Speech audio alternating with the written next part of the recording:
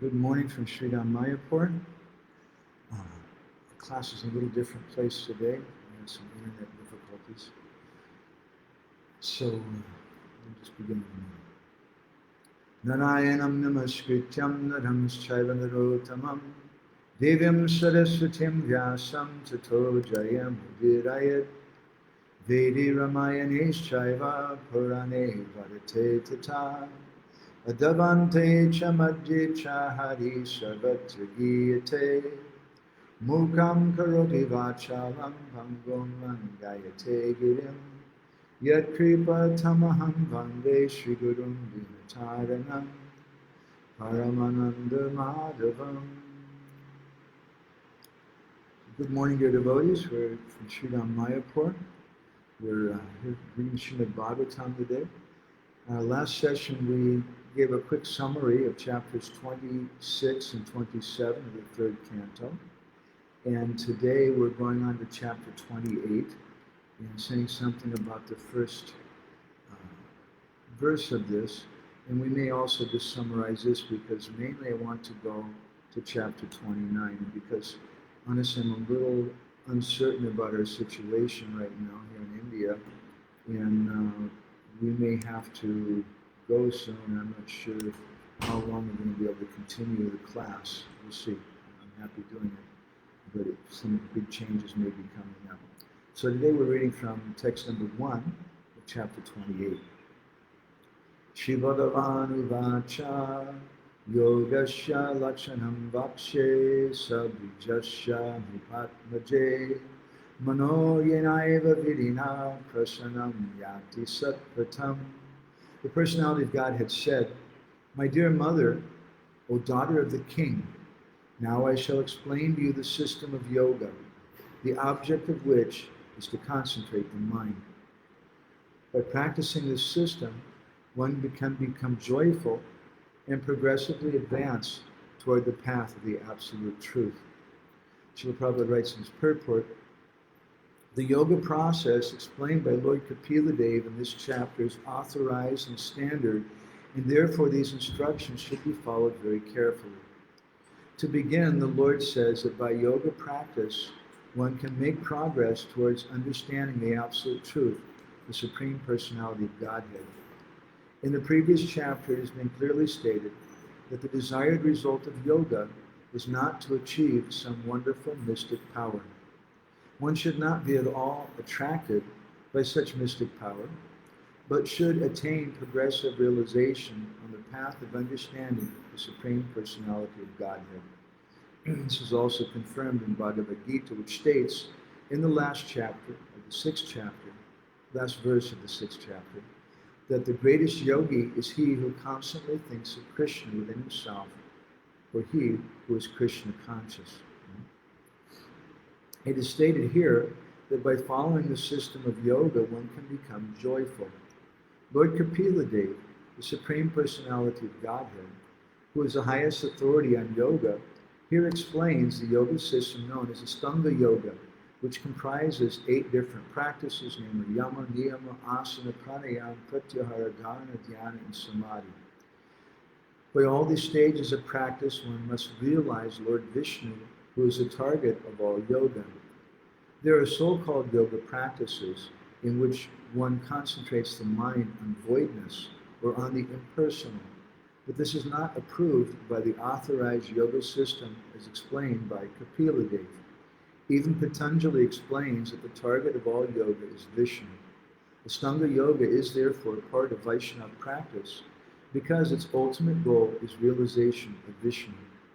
The achievement of success in yoga is not acquisition of mystic power, which is condemned in the previous chapter, but rather freedom from all material designations and situation in one's constitutional position.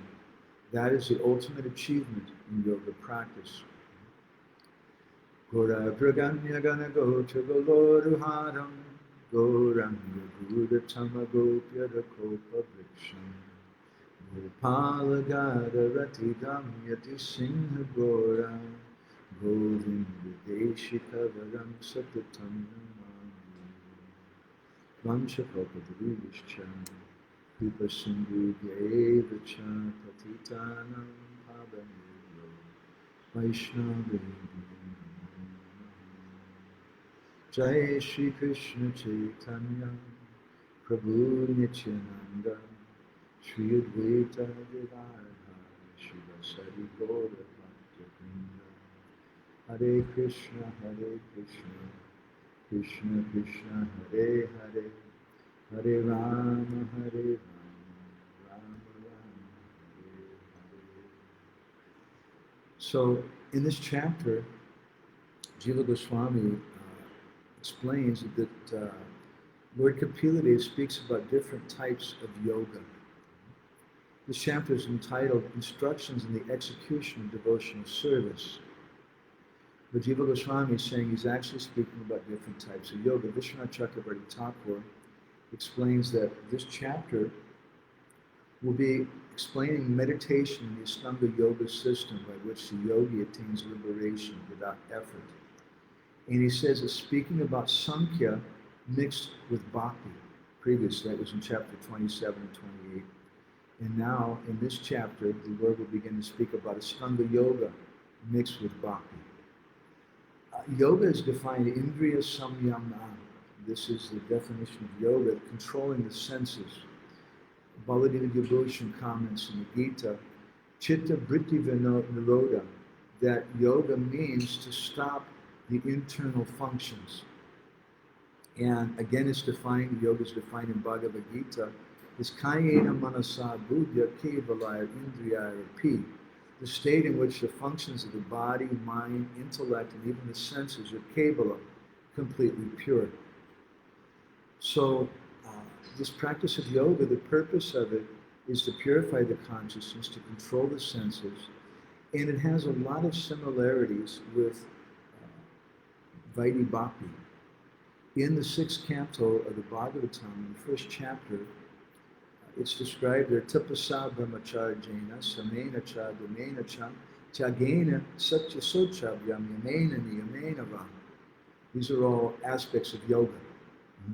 Tapasa, doing austerity, Brahmacharya, being celibate, Samena, controlling the mind, Dhammena, controlling the senses, Tyagena, giving charity, Satya Sochabhyam, always being truthful, Satya Sochabhyam, being externally and internally clean, Yamena, following, avoiding certain bad things like cursing people or being violent, Niyamena. Prabhupada translates that as regularly chanting the holy name of the Lord. Literally, it means following certain rules. He says, Dehavad Buddhijam Dira Dharma Gyasudanamvita Chipadyagam Mahada Pivenu Goma Nivanala. That if you do all these things, Prabhupada translates these verses, to concentrate the mind, one must live a life of celibacy and not fall down. One must undergo the austerity of voluntarily giving up sense enjoyment. One must then control the mind and senses, give charity, be truthful, clean and non-violent, follow the regulative principles, and regularly chant the holy name of the Lord. Mark that last clause, regularly chant the holy name of the Lord. Thus a sober and faithful person who knows the religious principles is temporarily purified of all sins performed with his body, words, and mind. These sins are like the dried leaves of creepers beneath a bamboo tree, which may be burned by fire, although their roots remain to grow again at the first opportunity. That's a little astonishing, isn't it? I mean, the first list of things, austerity, celibacy, controlling the mind, this and this, to say that those things may temporarily purify the senses and may temporarily purify the body and the self, only temporarily, that makes some sense. But to say that chanting japa, chanting the holy names of the Lord, will only temporarily do that gives us some doubt.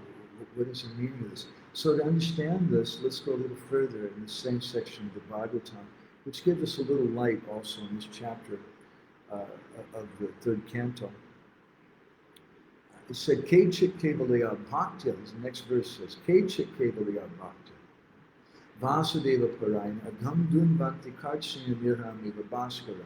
That only someone who's doing Kevala Bhakti, who's practicing pure devotional service, only that person can uproot all the weeds of sinful desires with no possibility that they'll revive. Okay? So this makes things a little more clear. So that previous verse is speaking about even chanting japa, but that's not speaking about pure japa or pure chanting, pure bhakti. Now in the next verse, text 6, there's Sukadeva Goswami gives us a little more clarity. He says, Natatahya Gavan Rajan Puyeta Tapa Adi B Yata Krishnarpita Pranas Tat Purusha Nisevaya. That he says, my dear king, if someone engages in the service of a bona fide devotee of the Lord and learns how to dedicate his life to Krishna, he can be completely purified. One can't be purified merely by undergoing austerity, penance, brahmacharya, and the other methods of atonement I previously described.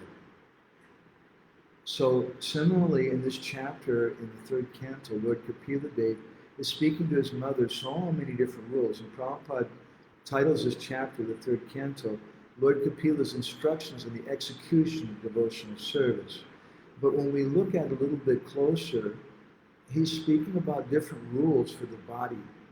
He's speaking, as Jiva Goswami and Vishwanath Chakravarti Thakur explained, Sankhya mixed with Bhakti, or Stanga Yoga mixed with Bhakti. And to help us understand and summarize that, I wanted to look at these verses from the first chapter of the sixth canto, which also describe very similar rules and regulations. Lord Kapila Dev also speaks about austerity and controlling the mind and brahmacharya and so many things in connection with Bhakti. And why is he speaking about those things? Why doesn't he just get right to the point and speak about Bhakti? Because not everybody has that kind of faith. Certain people, they have another type of level of faith. They think, I have to follow all these rules and regulations. I have to control my senses. I have to be celibate. I have to do all these things. Otherwise, I can't practice Bhakti. But Bhaktivinoda Thakur, he's wrote a series of articles which are published in Sajjana Toshini, which they were later compiled into a book which was titled Bhakti Tattva Vivek.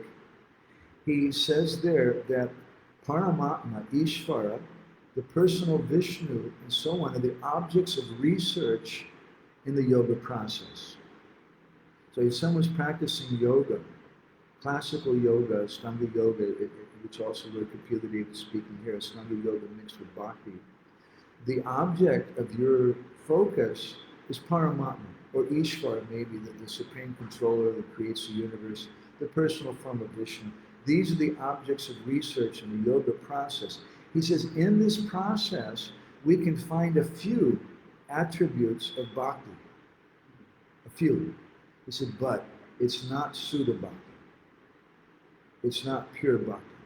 Generally, he says, religious principles in this world which pass for Bhagavat Dharma are all merely yoga processes which strive for realization of the Paramatma feature, which is exactly what Lord Kapila Dev is speaking about in this chapter. He's speaking about Bhagavat Dharma through the form of yoga for people who have faith in that kind of. He says, Bhaktivinoda says, we cannot expect that in the end, all these religious principles are going to lead us to Bhagavat Dharma. He says the form imagined by yogis at the time of Upasana or meditation or worship, and I like this comment from him, imagined by the yogis. Sometimes devotees also, they think, I'm going to practice jnana, I'm going to practice some meditation. And Srila Bhaktisiddhanta Saraswati Thakur, he criticized that. He says that, rather he quoted Bhaktivinoda Thakur in Harinam Chintamani, who says, Name prasvatita hoy rupa guna karma, that from the holy name, automatically, Krishna's root, guna, and karma, his form, his qualities, and his pastimes will automatically manifest from the holy name. And therefore, Srila Bhaktisiddhanta criticized what he called artificial attempts to think of the Lord. And even someone may be meditating on a bona fide form of the Lord, as described in the Bhagavatam. They may be meditating on a bona fide deity of Krishna. But what do we see of that deity? What do we understand of that form of the Lord. In the language of Vishwanath Chakravarti Thakur in his commentary on Bhakti Rasamrita Sindhu, he calls it Indriya Vyapara, or the senses engaged in the sense objects. Because with my Pancha Gyan Indriya, my 5 knowledge-acquiring senses, which are spoken about extensively in this chapter of the Bhagavatam, all that I can perceive is Panchatan Matra. All I can perceive is material nature.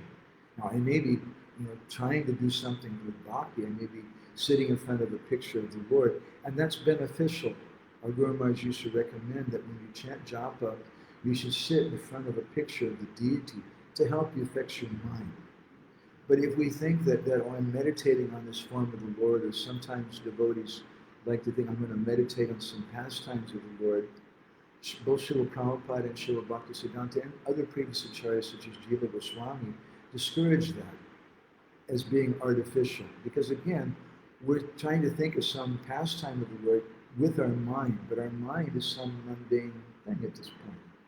Now, when it comes automatically, it automatically arises, then it's a very wonderful thing. So I'd like to continue reading what Bhaktivinoda says in Bhakti Tattva Viveka about this process of Ashtanga Yoga and Bhakti and the process of Gyan.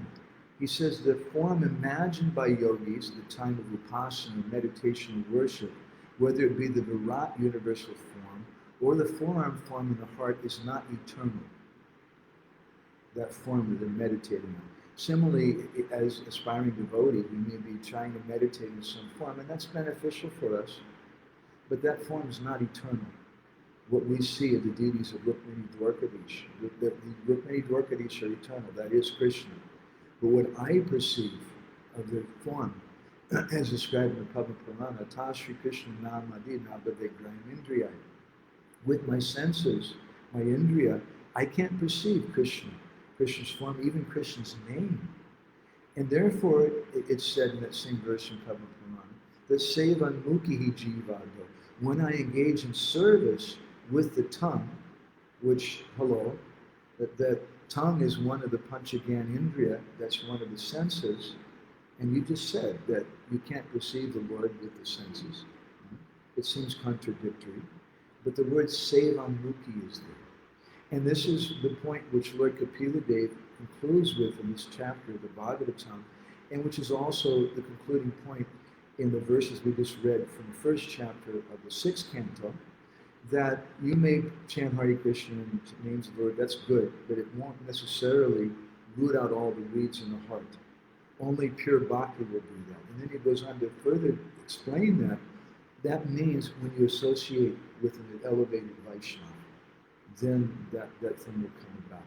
So Bhaktivinoda, to continue what he says in Bhakti Tattva Viveka, he says this process of Paramatma Darshan, it's superior to impersonal Gyan, but still, it's not the all-perfect and pleasing process. The conclusion is that Paramatma Darshan also cannot be called Sudha Bhakti, because the goal is Jagadishwar, the all-pervading Paramatma. Ekyo Prasoda Chaitam is described in Brahma Samhita, whose function is related more to displaying the external potency rather than the internal potency. Therefore, this tattva is naturally inferior to the supreme and eternal Bhagavat tattva. And Bhaktivinoda goes on, the processes of Gyan and Yoga are incapable of approaching the supreme Bhagavan. By combining Bhagavat tattva with Gyan, which is something which is going on in this chapter, in this section of the Bhagavatam, there's Bhagavat tattva, but it's being combined with Gyan, with Yoga. By combining it with Gyan, he says, the tattva appears as formless and effulgent impersonal Brahman. Seen to the yoga process, because these processes are something like glasses, spectacles that we put on, and we're going to perceive the Lord through that process that we're following.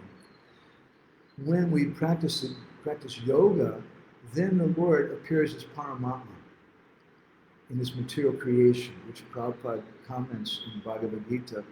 He says the Paramatma feature of the Lord is a temporary manifestation of the Lord. It's not there in the spiritual world, because his function is Anumanta and Upadrasanamanta cha, Bhartagota Maheshwara, he's the overseer and the permitter. So Bhaktivinoda says that seen to the yoga process, he appears as a Paramatma. He says, but Bhakti is supremely pure. And it's very painful for Bhakti Devi to see the Lord in any of his lesser manifestations. If she sees this anywhere, she can't tolerate it. And she doesn't bless that person with pure Bhakti. So there are many different rules and regulations, both within yoga and within Varnasrama Dharma. But we have to understand the goal of those things. Prabhupada in his purport in the second canto, he quotes a beautiful verse from Srila Madhavendra Puri. Sandhya Vandana Bhadramastu Bhavato Bo Snana Tubhyam Namo Bo Deva Pitarash Chatarpana Vido Naham Shimak Shamatyam Yat Papi Nasad Digadava Kulo Tang Sasya Kamsa Visham Smadam Agam Harami Tadalam Manye Kemanye Name. He says, O Sandhya Vandana, my evening prayers, my Gayatri mantra, all good to you. I offer my obeisances to you. He says, my dear morning bath, Bo Snana Tubhyam Namo. Bo is a kind of respectful way to address someone. Bo Snana Tubhyam Namo. I offer my obeisances to my morning bath. And he says, goodbye. Bo Deva Pitarash Chatarpana Vido. O demigods, please excuse me. I can't do any more offerings for your pleasure.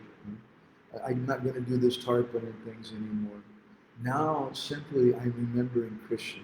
And I think that smaram agam harami tadalam manye kamanye name, that thinking of Krishna is sufficient for everything else.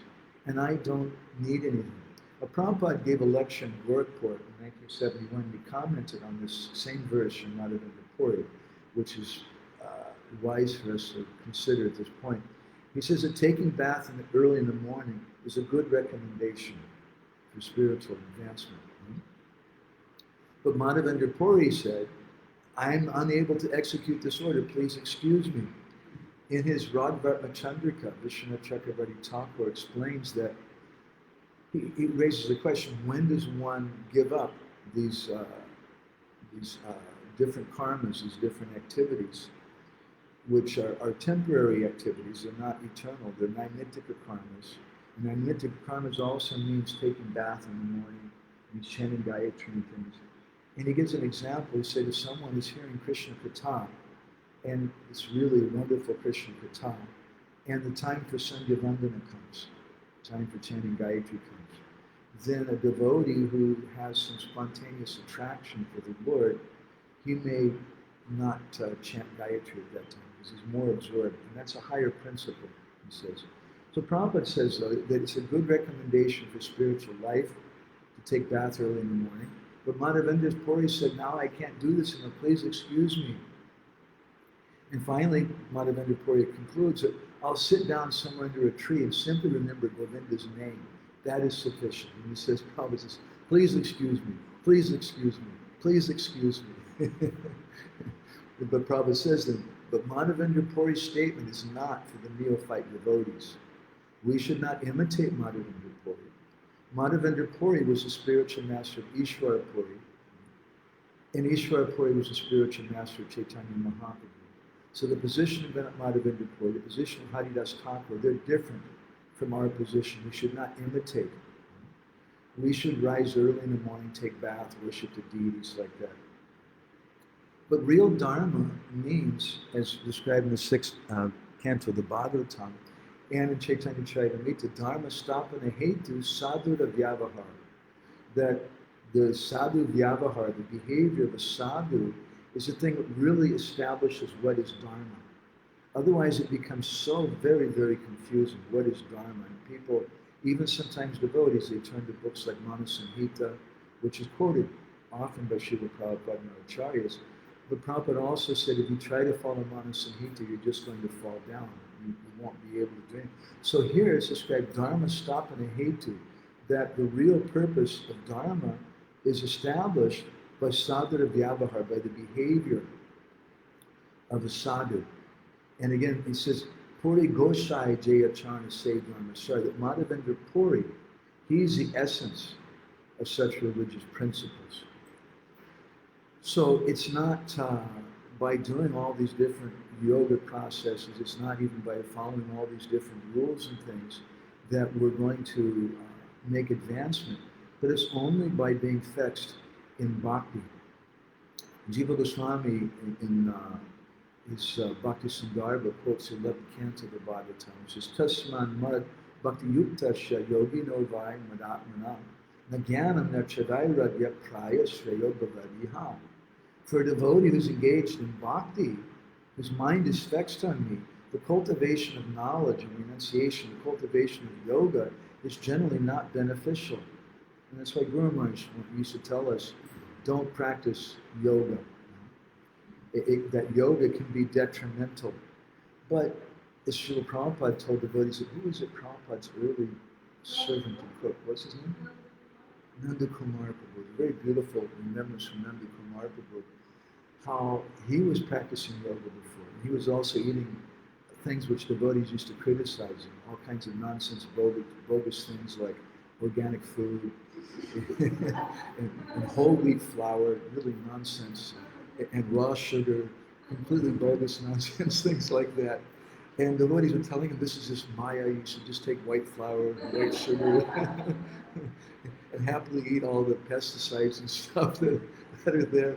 And Nanda Kumar Prabhu didn't create any trouble, but later he was Prabhupada's servant. He went to Prabhupada and said, Prabhupada, is it okay to... Prabhupada said, no, it's very good. You should take these organic things. And actually, Nanda Kumar Prabhu told Prabhupada, he read something to Prabhupada, what some of those pesticides are, and how the same thing used in Agent Orange, if you know what Agent Orange is, it's a terrible chemical that they used to kill people in the Vietnam War. That the same chemicals and the pesticides that you happily eat in your vegetables are also in Agent Orange. And he was reading all these things to Prabhupada. He said Prabhupada's eyes got very big. Prabhupada said, never give me those things. We talk about white flour, we talk about white sugar. It's one of my pet peeves in the devotees. And devotees say, anyway, Prabhu, don't be fanatical. We should just eat what's appreciated by the deity. But hello, I have a little announcement for everybody here, that at the time of Chaitanya Mahaprabhu, there was no such thing as white flour as we know it. There was no such thing as white sugar as we know it. And there certainly was no such thing as pesticides as we know it. They had some kind of maida, which we call white flour today, which is a little milk, but it wasn't this kind of terribly processed thing, which is basically poison for the body, or white sugar. And there certainly was no pesticides in it. And if we think about the instructions of Raghava Pandit, who was so strict in his offering to the Lord that he wouldn't offer a coconut to the Lord because someone touched the door jamb, the doorway, and then touched the coconut before it was offered to the deity. That's inconceivable for us. People are delivering coconuts here, maybe they've got their feet on them as they're riding in a rickshaw or something, and we're offering them to the deity. But he was so strict. I really don't believe that Raghava Pandit would agree to offer foodstuffs that had pesticides and things, if we have another choice. And what to speak of sugar that has cow bones or something. At the time of Srila Bhaktisiddhanta Saraswati, it's interesting to note, he forbade devotees from offering two items. They were not allowed to offer ghee that was produced outside, by outside people. And then this was in the 1930s, people. They were not allowed to offer ghee that was purchased in the market, and they were not allowed to offer white sugar that was offered in the market. Why? Because it was non-vegetarian, some of the time. Mukunda Datta Prabhu, our good friend in Vrindavan, who's the head pujari for Radha Shyam Sundar, there was one shop in Bankhandi Bazaar, that's that near to Lloyd Bazaar kind of. Bankhandi Bazaar, they had this wonderful shop selling pure ghee. And all the ghee containers would come with a picture of Krishna, Vrindavan Krishna on it. And the ghee was very beautiful, colored yellow, and had a nice fragrance and things. But he was a little doubtful, because the majority of ghee that you buy in the market is mixed. So he spent 10,000 rupees on having it sent to South India for a lab test. And they came back and they said, well, it's 64% pure ghee. and the other 36% is chicken fat. And that ghee was being used by practically all the major temples in Vrindavan. Just a little comment. Now, devotees sometimes they say, Prabhu, don't be fanatical. Prabhupada would say we can offer milk that has fish oil in it, vitamin D oil in America. That may be in an emergency. Prabhupada also, at least one time, said, if you have nothing else to eat, then eat meat. But chant Hare Krishna and preach. If there's nothing else, but if you have a choice and there's something else that's there, how can I offer that to my deity? How can we do that thing? So we should understand that so many rules and regulations are there, but ultimately all those rules come down to our faith in Bhakti. And therefore, it's described in Chaitanya Charitamrita, Shara Sabdi Visvaskai Sudadanishtra Krishna Bhakti Pada Sarva Karma Krita Hoy. That real faith means that all I need to do is practice Bhakti. I don't need to practice Varnasrama Dharma. I don't need to practice yoga. I don't need to do all these different things. If I just practice Bhakti, everything else will be taken care of.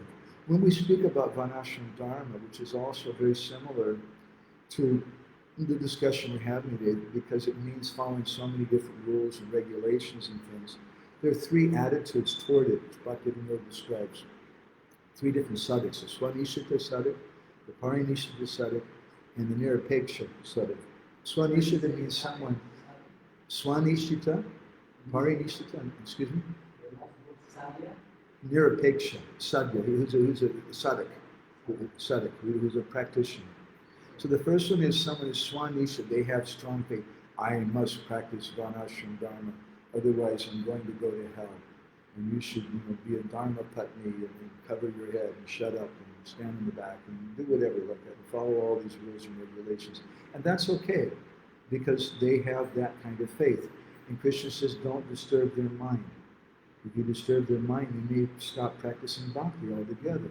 But better than them is a Parinishita sadhak. They're more like a Madhyamadikari. Parinishita sadhak sees that I don't have to follow all these things, Varnasrama Dharma and all these rules and regulations, taking my morning bath and things. Madhavendra Puri wasn't doing that. But I'm doing it because it's good for me. It will help me. Because otherwise I may fall down. I'll get in the mode of ignorance. And therefore I take shelter of an ashram. Not that I'm taking shelter ultimately ashram, but I'm taking shelter of Bhakti. And I follow that ashram as a place to practice Bhakti.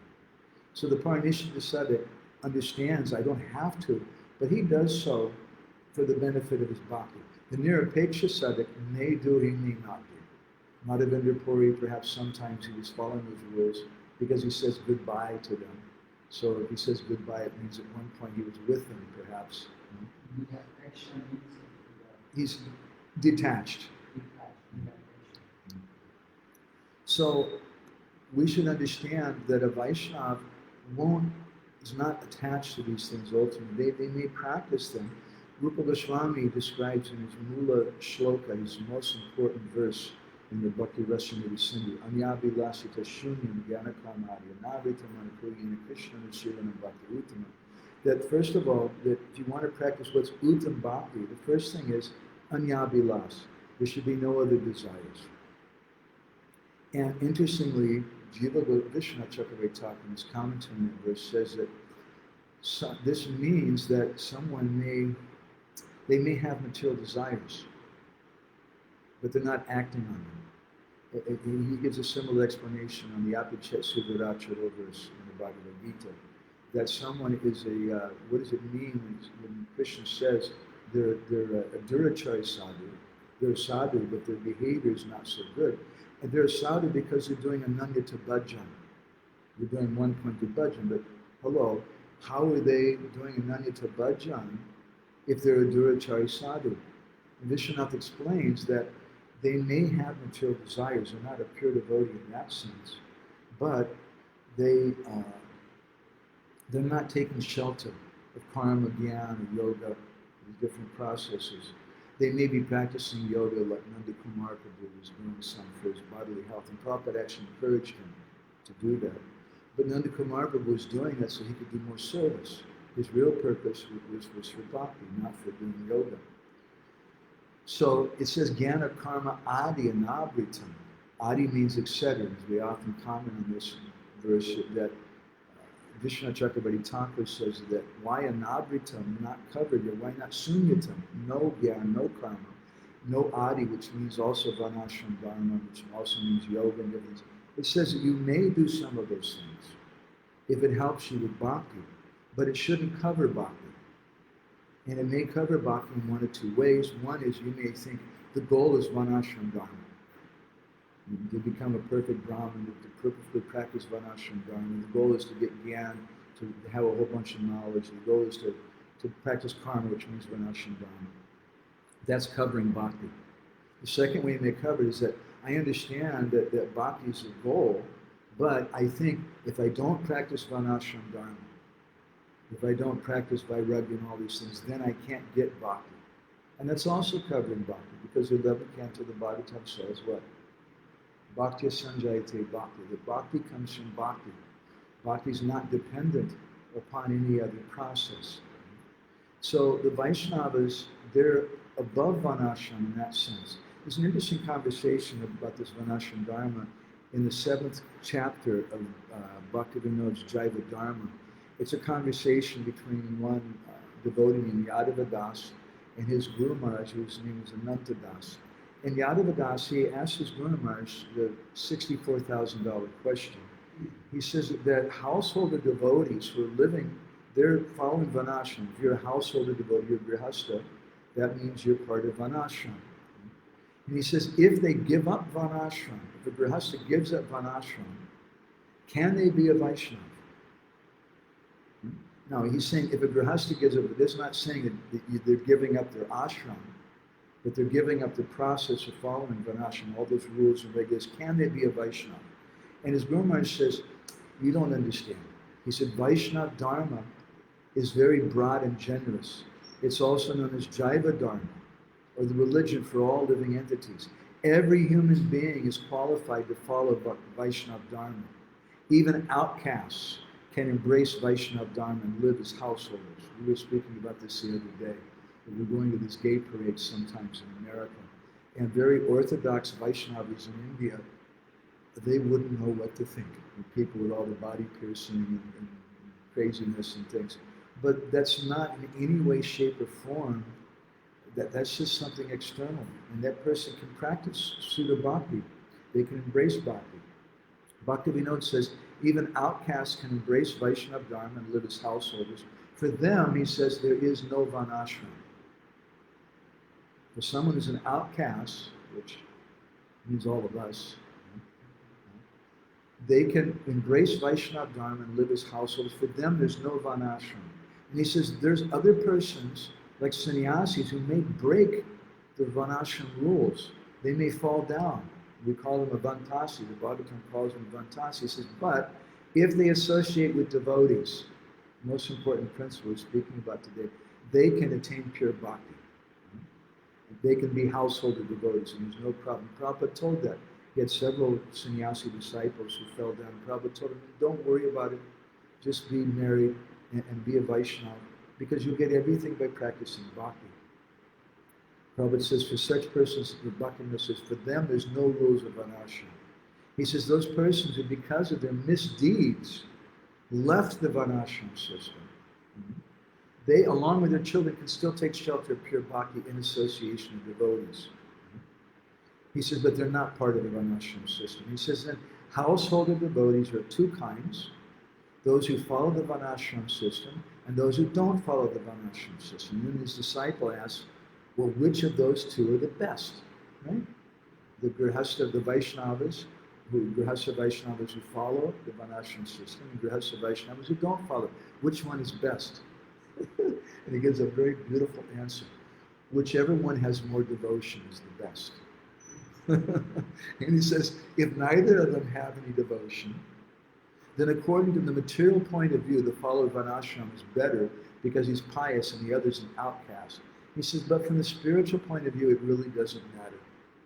They're both degraded, for neither of them has devotion. So our purpose, we have to understand it. We shouldn't cover bhakti with these kind of rules and regulations of Ashtanga Yoga, which Lord Kapila Dev is speaking about in this chapter, nor should we cover it with the rules of Varnasrama Dharma. There's a very brilliant conversation which took place in Los Angeles in 1968 between one of my favorite devotees who would ask questions of Srila Prabhupada, and that was Madhu Dvisa Prabhu. And he asked Prabhupada, spoke something in his class about Varnasrama Dharma. And Madhu Dvisa, then he asked Prabhupada, he said, but in Kali Yuga, there's no Varnasrama Dharma. So how do we make advancement? What is our business? That's the proper question, right? And the Prabhupada asked him a question. Prabhupada answered his question by asking him a question. He said, before you came to Krishna consciousness, were you practicing Varnasrama? And Madhu Dvisa shook his head, no. I mean, he joined in California. We didn't want to talk about the things they were doing before they joined. But it wasn't Varnasrama Dharma. So then Prabhupada said, so then how did you come here? How have you come to this position? And Madhu Dvisa was a little confused. He said, out of misery. And Prabhupada said, no. How have you come to execute Krishna consciousness? Before you came to Krishna consciousness, were you in Varnasrama Dharma? No. So how did you come? You came here because you were chanting Hare Krishna. You came here to this position by the practice of Bhakti. I did a little bit of study of what Srila Prabhupada said about Varnasrama Dharma, and Prabhupada wanted it. No one should misunderstand and think that it's nonsense or it's a secondary thing, although Mahaprabhu says, Eho Bhaya, Ego Kahiyar, this is an external thing, we're not interested in that. But Prabhupada said, no, we need Varnasrama, even he said for devotees. But what was the Varnasrama system of Srila Prabhupada? What was the deity worship system of Srila Prabhupada? When we established the first deities in ISKCON in San Francisco, there was no Abhishek. There was no fire sacrifice. There was no prana pratishta, chanting the mantras, installing the deity. All there was a bunch of drug-crazed, dirty hippies who hadn't even taken proper bath, waving a candle in front of the deities of Jagannath. They didn't even dress the deities. And they chanted Hare Krishna. That was a deity worship. And from that, my point is that Prabhupada was very, very simple. And also his system, what he spoke about of Varnasrama Dharma, was a very simple system. Prabhupada's last comments on Varnasrama Dharma are found in the 13th chapter of the 10th canto, which he made just a few days before he left. And if you look, you can do a search in the folio for the words Varnasrama Dharma in that 13th chapter. And basically what Prabhupada says is that our Varnasrama Dharma means reading Srimad Bhagavatam and going to Mangal Arati. That's our Varnasrama Dharma. But Srila Prabhupada spoke about another thing, which is not really something, it's not something he got from Srila Bhaktisiddhanta. And when he spoke about Varnasrama Dharma, he considered that to be the same as self-sufficiency. And that self-sufficiency, that's not Varnasrama Dharma. Hello, people, it's not Varnasrama Dharma. It's not about the 4 Varnas and the 4 ashrams. But Prabhupada, when he spoke about Varnasrama Dharma, he was stressing that we should, and why self-sufficiency? What's so important about that? That's a question which many devotees have asked for many, many years. We don't need to be self-sufficient. I can just go to the market and buy whatever I want. And we just go out to the airport and distribute books, and we make everybody devotees, and that's the Hare Krishna movement, and people give donations to the temple, and what's the problem? But Srila Prabhupada, my conviction is that studying what he said, is he equated this self-sufficiency with Varnasrama Dharma because he saw that if we're going to establish religious principles, we're going to establish a society, which is what Prabhupada wanted, then we need to be independent. And that's what self-sufficiency means. And for a devotee, it's extremely important that they can grow their own food, that they know what kind of consciousness it was grown with. I'm forced by the Ayurvedic doctor when I'm crossed by my health that I have to take milk products. But I understand why many devotees have become vegans. Because that milk, which comes from a cow, whose calf has been taken away and brutally murdered, that milk is full of toxins. It's like drinking poisons. It's not good for your health at all. It's a terrible, terrible kind of consciousness. And the same thing, all the factory foods that we have, it's like eating plastic with all the toxins and different, they call it Frankenfood. It's like the Frankenstein monster. They've done so many weird things. They have tomatoes today with that, what do you call it, MGO, what do they call this thing? GMO, thank you. The GMO, they've put some fish genes or something in the tomatoes. I don't want to eat fish genes when I have a tomato. What is the necessity of that? And it does so many weird things to you. So Prabhupada stressed self-sufficiency. And that self-sufficiency, then you can really develop a community. I once asked Bhakti Raghava Maharaj, who's really into Varnasrama Dharma, and I honestly have a problem sometimes with the concept that some devotees present of Varnasrama Dharma. You may understand it by the way we're speaking today. But I asked him a very blunt question. I said, Maharaj, how can we, I said, the real confusing thing is, what is your ashram, what is your varna? And nobody likes to be assigned that or told what their ashram and varna is. How do you figure that out? And he gives such a good answer. He said, I've seen that when people live a natural life and they're close to the land, it all works out naturally. And one person will just be a teacher, and they'll start doing Brahminical things, and someone else will just love to grow vegetables and things, and they'll do more Vaishya kind of activities, which, by the way, we don't judge them as a Brahmin or a Vaishnava, a Brahmin or a Vaishya, but rather we see that they're Vaishnavas, and they're engaged in different activities. He said those things will come naturally the more that we get away from the artificial living. So Srila Prabhupada wanted that. He wanted that very much, and we can do that. That Varnashram doesn't necessarily mean living either. It doesn't necessarily mean living in the countryside, which is ideal. But the example of Varnashram Dharma that Bhaktivinoda Thakur gives in Krishna Samhita is Jarasandha, living in a huge city. That was his example of Varnashram, because all the Varnas and all the ashrams are there. That was his ideal example. And I found wherever we go, I'm interested to see how devotees live. I'm interested in community. And I found that community is not just something limited to the countryside. There's a lot of interesting examples we found. What was it? In Den Haag, I think it was? Is that how you pronounce that place? Excuse me? Rotterdam. In Rotterdam, I found the devotees, they were devotees who were self-sufficient. I found people, they're living in the city, a big city, and they weren't using money. That's incredible. There was one, the devotees, they were growing their own food, or they were bartering in different ways. There were some people who would go out with their truck and they would buy organic fruits and things from some farmer, or barter with him. And they would bring those in and they would set them up on the street at a certain time, a certain day of the week. And devotees knew they would be there, and they would go and they would barter something with them and exchange it. And they had some people, I was brought to what they called the Gandhi Garden. And there was 5 or 6 devotees doing this along with about maybe 20 other non-devotees. And they asked me to give a little talk to them. They introduced me as a traveling storyteller. And I went there and I pulled weeds and worked in their garden for a day. It was great exercise and a great way to get away from the airports and madness. That garden was practically underneath a freeway. And it was just some city property that a group of people approached the city and said, look, you're not using this bit of property. Can we grow vegetables and fruits and stuff here? And some of them, they were growing back all their own food that way. And they had a little meeting. We had some beautiful tea that they'd grown there. And I told some story, and then I got to meet all of them. And there was one person who was a university professor who had not used money in like 20 years. And he's living in the middle of a huge city. And he's not using money. I was just, my God, he's more renounced than most of the sannyasis.